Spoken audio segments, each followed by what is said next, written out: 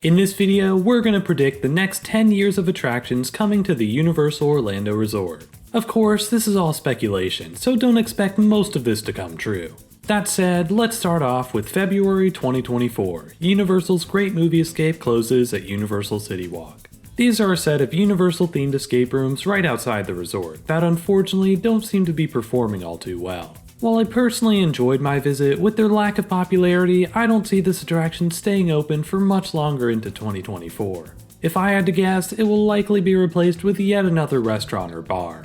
April 2024, the Universal Legacy Store closes at Universal City Walk. Staying in City Walk, rumors suggest the Universal Legacy Store may be replaced by an Epic Universe preview center.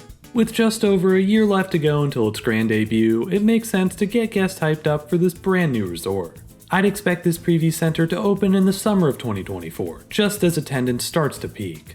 June 2024, Dreamworks Kids Zone opens at Universal Studios. Even before it was officially announced, this seemed like a pretty safe prediction. Thanks to the great reporting over at Orlando Park Stop, we know a good amount of what to expect from this land. Shrek and Po from Kung Fu Panda should be getting their own meet and greet locations, and Woody Woodpecker's Nut House Coaster will likely be rethemed to Trolls. Other than that, there should be new merchandise and play areas for the kids, which is sure to be a welcome addition. While it isn't the most exciting new land, it is one that the park has desperately needed. Even with how small this may look now, I think this is the start of a multi-phase transformation of Universal Studios, which we'll get into as the years go by. September 2024, the Lost Continent finally closes at Islands of Adventure. Despite the official closure of Poseidon's Fury back in 2023, I wouldn't expect any construction to start on this land until late 2024. We'll get into what its replacement will be later in the video, but for now, know that the Lost Continent will see its final days in 2024. May 2025, Epic Universe officially opens. After years of development, Universal's biggest expansion yet will finally open in 2025. We'll start to see cast member previews first, followed by early entry for the press. But then, finally, in May 2025, Universal's Epic Universe will officially open for guests. This opening will likely use a reservation system similar to what's found at Walt Disney World, which many guests may complain about. Still, considering the inevitable popularity of this park upon opening, it's a necessary evil. According to rumors, Epic Universe will feature lands based on Nintendo, Harry Potter, How to Train Your Dragon, and the classic Universal monsters. It will also feature an expansive hub area with a massive dueling roller coaster. Apart from the park itself, I'd also expect the 3 hotels to open alongside the resort. That includes the on-site hotel in the back of the park, along with the 2 smaller ones across the street. As expected from a brand new park, the first few months of this resort will be pretty chaotic, with huge crowds of guests and potential technical difficulties. Still, as the years go by, I think Epic Universe will be a huge win for both Universal and theme park fans. Overall, this is sure to be an exciting addition, and one that we'll enjoy for years to come. June 2025, Small Hogsmeade expansion opens at Islands of Adventure. This is where we start getting into the unknown territory. Everything up to Epic Universe is somewhat expected, but now this is where we get into pure predictions. As for this one, while I don't expect the entirety of Lost Continent to be dedicated to Harry Potter, I do think it would be smart to give the park's most popular land a bit more space to work with. My idea is to move the stage along this path over to where the All Hallows Eve boutique currently sits. Not only would that free up the pathways a bit, but it also might give Universal some extra room to expand the queue for Hagrid's. That's a much needed change, considering that line can often spill into the Lost Continent, which wouldn't be ideal for its replacement. I'm not sure exactly how plausible this change is, but I do think it may be a good idea in some form or another. April 2026, Hyrule: The Kingdom of Zelda opens at Islands of Adventure. This new land will take up the remainder of the Lost Continent, spreading the Nintendo IP across the 3 Universal parks. While this land has been heavily predicted, I do think it will be a more significant change than some may expect. First off, Poseidon's Fury will be completely torn down and replaced with a brand new boat ride. This family-friendly attraction will feature highly immersive theming, focusing more on telling a story than getting guests wet. It will still be fairly advanced though, with a boat rotation mechanic similar to Pirates of the Caribbean at Shanghai Disneyland. Apart from that, there will also be a brand new quick service restaurant in the heart of the Lost Woods, with a facade themed to the Great Deku Tree. All of this will have a similar appearance to the newer, more popular Zelda games, like Breath of the Wild and Tears of the Kingdom, although it will take aspects from the other games to create a more generalized aesthetic. As for Mythos, I do think Universal will try to keep it open in its original form. If they redirect the pathways a bit and make Mythos its own mini-land, it's possible the restaurant could stay open for years to come. Maybe that's just wishful thinking, but considering how much Universal and park guests love this place, I don't think they'd let it get away. Overall, this land is sure to be a hit, giving even more reason for guests to return to Islands of Adventure. November 2026, Men in Black Alien Attack closes at Universal Studios. Following the successful opening of Hyrule, Universal Studios will be taking a bit of an unfortunate blow. Despite being a fan favorite, Men in Black sits on some prime real estate for expansion in the park. Soon after its closure, I'd expect Men in Black and Fear Factor Live to be torn down, giving Universal a huge amount of land to work with. We'll get into what that land will become later in the video, but for now, let's hit into what 2027 will bring. March 2027, new Universal Hotel opens near Epic Universe. With two massive expansions opening within the past 2 years, 2027 should be a bit of a down year for the parks. As construction ramps up over at Universal Studios, Epic Universe should be increasing capacity by adding a brand new hotel. This hotel will be located on a plot of land along Universal Boulevard, which Universal purchased along with the plot of Epic Universe. It will likely continue the space theming of the other 3 hotels, and hopefully give guests a cheaper option to stay near the resort. August 2027, Fast and Furious Supercharged closes at Universal Studios. Maybe I'm just wishing this into existence, but I do think this ride's time is almost up. With how insanely hated on it is by guests, this plot of land could be used for much better things in the near future. Not only that, but the next attraction coming to the resort will make this one completely irrelevant. May 2028, Fast and Furious Orlando Drift opens at Universal Studios. With Hollywood's Universal Studios officially getting a Fast and Furious themed roller coaster, it's a no-brainer for the Orlando parks to follow suit. Over in California, Fast and Furious Hollywood Drift is rumored to be manufactured by Intamin, with a unique drifting ride vehicle that will make the coaster truly stand out. In Orlando, I'd expect the manufacturer and ride vehicle to stay the same, although the layout of the ride will be drastically different. Due to space constraints at the Hollywood park, their coaster has a unique layout heading up and down a large hill. Here, the coaster should focus on staying low to the ground, with a few pops of airtime and snappy inversions throughout. That low-to-the-ground layout is partially so the ride focuses on speed, but it also has to do with a potential roadblock for this new attraction.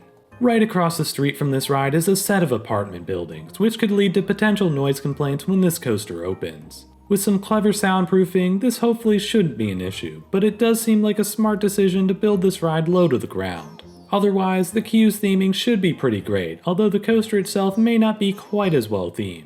Overall, this is a much needed new thrill ride for Universal's main park, and a huge improvement over the Fast and Furious attraction that came before it. December 2028, Springfield closes at Universal Studios. This closure is unfortunately inevitable. With Disney's recent acquisition of 20th Century Fox, Universal's theme park rights to The Simpsons will expire in 2028. While there's a chance Universal will work out some agreement, it's more likely that The Simpsons will leave the Universal parks by the end of 2028. I wouldn't expect construction to begin in this area for a little while, but for now, Springfield will likely be walled off for a replacement in the near future. April 2029, Secret Life of Pets Off the Leash opens at Universal Studios. This is yet another Hollywood attraction coming to the Orlando parks, although this time it's a much less intense edition. This family dark ride has been well regarded over at Universal Studios Hollywood, so I think it's a no-brainer to be cloned here on the East Coast. This will be the replacement for Fast and Furious Supercharged, with a brand new exterior facade and a brand new interior. With how large this ride building is, Universal will have some extra space for additional ride scenes and queue space. However, they may want to save some extra room for a seasonal Halloween Horror Nights house, like they did with Villain Con Minion Blast. One small issue with this ride concept though is its location in the San Francisco area of the park. The ride does take place in New York, so this may ruin the thematic cohesion of the park a bit. However, a potential solution would be to simply expand the New York area to the entrance of this ride, still keeping both the New York and San Francisco lands intact. It's not an ideal solution, sure, but it is an option. To be fair though, Minions Land already messed up the cohesion at the front of the park, so maybe it doesn't matter all that much anyhow. As a whole though, this ride should be a nice new addition for the family, balancing out the thrills added the year prior. Summer 2029, construction begins at Universal Studios and Epic Universe. Over at Universal Studios, demolition is likely to begin at the former location of Springfield. Along with that, animal actors live on stage will also be closed and promptly demolished, giving even more space to this new replacement. Over at Epic Universe, land clearing will finally start on the small plot of land near the Universal Monsters area, leading to a new addition for the following summer. May 2030, Rise of the Creature from the Black Lagoon opens at Epic Universe. This boat ride was originally rumored to open with the park back in 2025. Eventually though, it was seemingly put on hold, with expansion space left over in the Universal Monsters area. Now, in 2030, the Creature from the Black Lagoon will finally rise. This attraction will be a spiritual successor to the old Jaws ride, featuring both a tour guide and plenty of animatronics. Guests will be taking a tour in the old Black Lagoon, eventually coming face to face with the titular creature. Hopefully, it should be much more reliable than Jaws was, especially with the years of development between these two rides. Overall, this should be a great new addition to the land, giving this park a unique new experience you can't find anywhere else. November 2030, theater near Marvel Superhero Island demolished to Islands of Adventure. If you've ever been to this park, you may have noticed this abandoned theater between Marvel Superhero Island and Toon Lagoon. While this used to be used as a stage show, it's now been sitting here dormant for several years. With Disney owning the rights to Marvel and the IPs of Toon Lagoon becoming more and more irrelevant, I think it makes sense to tear the stage down and build something new. Of course, we'll get into what that new thing is later in the video. For now though, let's see what's next for Universal Studios. June 2031, the world of Pokemon opens at Universal Studios. Springfield's replacement will be one of the largest new additions to Universal Studios since it first opened. Based on the most popular IP on Earth, the world of Pokemon will feature a plethora of new experiences to make this park even better. Firstly, and most importantly, this land will feature a brand new interactive dark ride similar to Pokemon Snap. Guests will be joining a research group, attempting to capture photos of several elusive Pokemon. The ride vehicle will have built-in cameras that allow guests to point and shoot at many different varieties of these creatures. While some of them will unfortunately be featured on screens, others will have full-on figures or even animatronics. You'll be able to earn points depending on how common or rare the Pokemon is, along with the rarity of the action they were performing. While that alone makes it incredibly re-rideable, the ride will also be able to connect with a new interactive element called the Pokeband Plus. These will be very similar to the power-up bands over at Super Nintendo World, connecting to the Universal app for various purposes.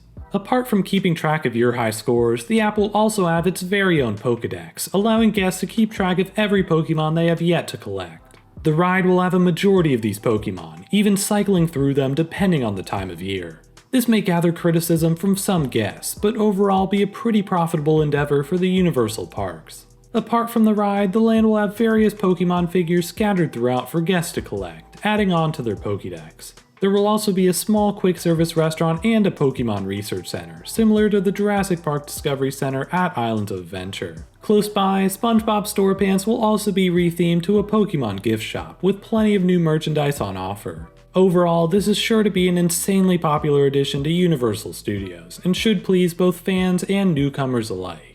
November 2031, construction begins at Epic Universe. Right between the Hub's Dueling Coaster and the Harry Potter area is a huge plot of land ripe for expansion. Like always though, we'll get into what this becomes later in the video.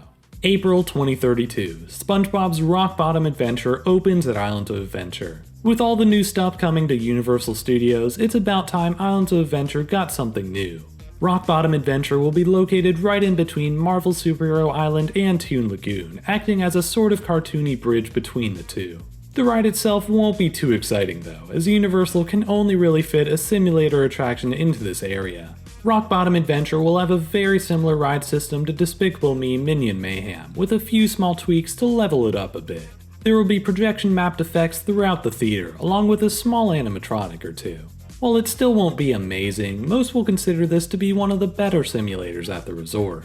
Apart from that ride, this mini-land will also feature a brand new SpongeBob themed store, which will act as the replacement for Spongebob Squarepants. As a whole, while this may not be the perfect new addition, it does add additional capacity and a hugely popular IP to Islands of Adventure.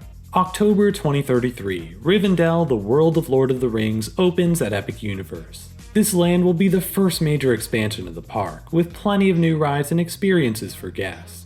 The land will feature two major attractions, a water rafting ride similar to Popeye's at Isles of Adventure, and a large flying theater similar to Flight of Passage at Animal Kingdom.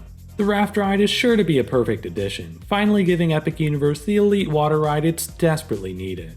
As for the Flying Theater, it should be heavily themed, featuring many of the advanced effects seen on Flight of Passage. Guests will soar over the skies of Middle-earth on the back of a great eagle, stopping by many of the iconic locations from the films and books. Both of these attractions should be pretty great, but this land will have even more for guests to experience. Rivendell will offer several counter-service restaurants, a huge quick service location, and even a premium table service location. Not only that, but in the back of the land, Rivendell will be home to its very own fireworks show, taking place every night right before the main event in the hub of the park.